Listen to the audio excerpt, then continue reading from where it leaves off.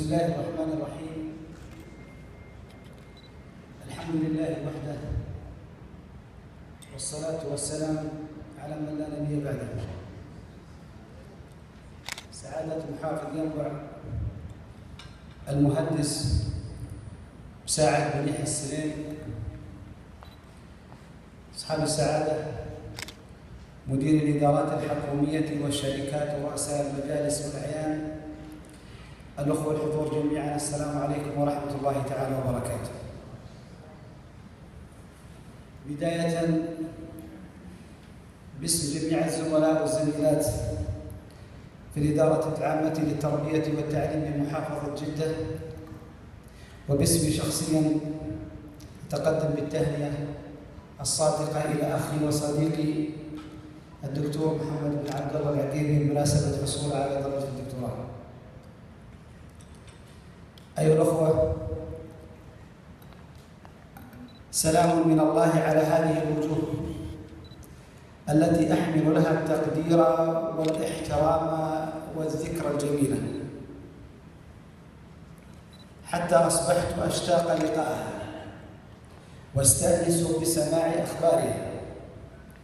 وإن غبت عنكم طيفا فلم تغيبوا أنتم عني بكل أحلامكم وآمالكم، داعيا لكم دعاء المحب لمن يحب.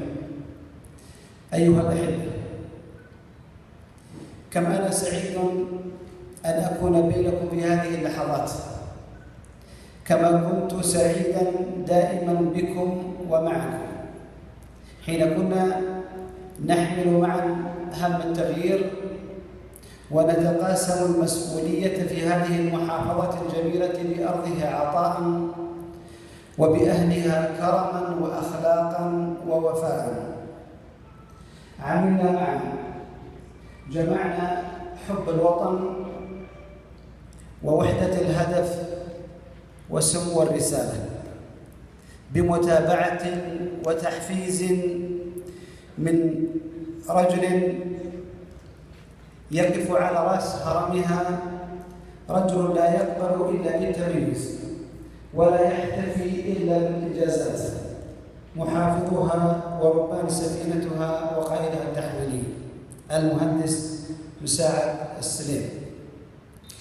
أيها الأخوة، لقد عملنا في هذه المحافظة مستعينين بالله، مواصلين المسيرة لما بدأه من سبقنا من مدير التعليم الذين بذروا وبذلوا، حافظين لهم الفضل، داعين لهم بجزيل الأجر، واضعين مصلحة الوطن أمام أعيننا، حرصنا على الوصول إلى نبض القلوب ونور العقول قبل حرصنا على تحريك الأجساد، وتغيير القناعات والتوجهات قبل تغيير الممارسات.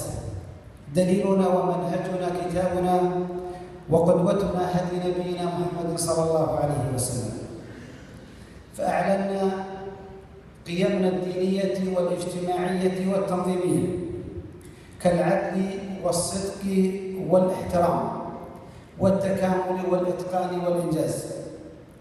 اعتنينا بالتحفيز ورفعنا شعار القيادة بالحب، نتبنى المبادرات ونحتفي بالإنجازات، ونسعى للوصول إلى رضا المستفيد داخل الإدارة وخارجها. كنا وزملائي نظيف اللبنات وننظر إلى القمم، نعمل بروح الفريق الواحد من أجل بناء الإنسان وتنمية المكان، نرتقي ونرقى ونحقق.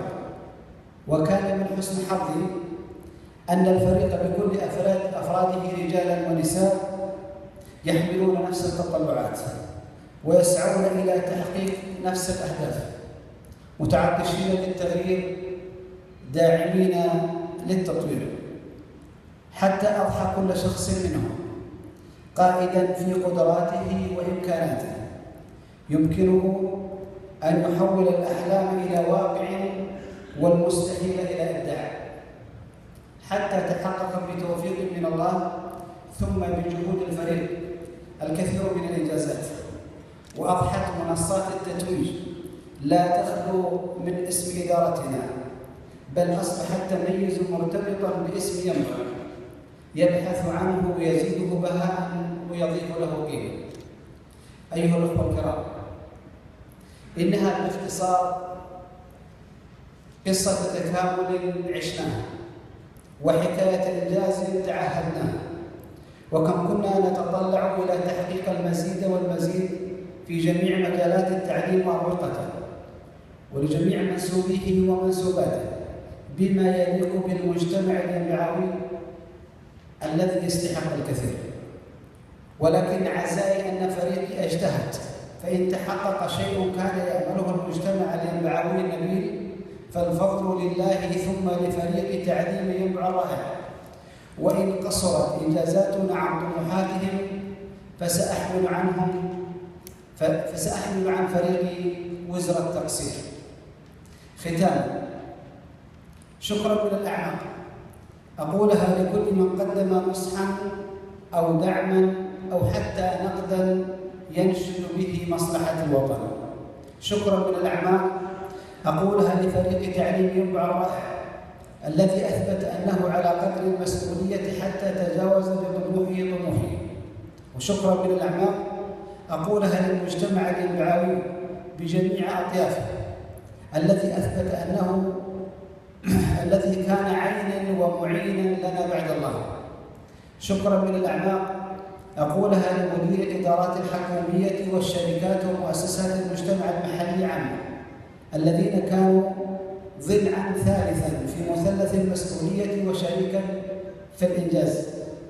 شكرا ثم شكرا ثم شكرا من الأعماق أقولها لكم سعادة المحافظ، فقد كنتم نعم المحفز ونعم المعين.